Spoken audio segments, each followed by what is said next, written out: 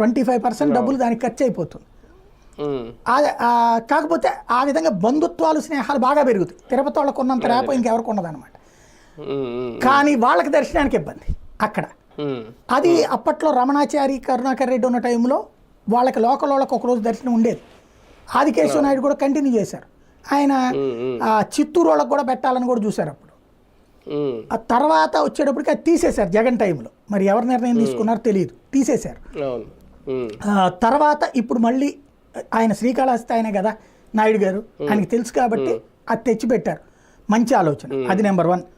Number 2 ఆయన చేసిన మరొకటి ఈ మత మార్పిడి బ్యాచ్ని బయటికి పంపించేయాలన్నటువంటి నిర్ణయం. దానికి తోడు ఈ మన అన్నదానంలో ఇంకొక మెనూలో ఇంకోటి యాడ్ చేయాలనుకోవడం. ఈ 3 మాత్రం అద్భుతమైనటువంటి నిర్ణయాలు. రాజకీయాలకు అతీతంగానే ఈయన అంటే స్థానికంగా కొంచెం అవగాహన ఉంది కాబట్టి నిర్ణయాలు అంటే కాస్త భక్తుడిగా ఆలోచిస్తున్నారు, అది మంచిది. అవును అవును అవును, రైట్. Thank you sir. చూద్దాం, మొత్తానికి తిరుమలలో మార్పులు పూర్తిగా రాబోతున్నాయి ఒక రకంగా.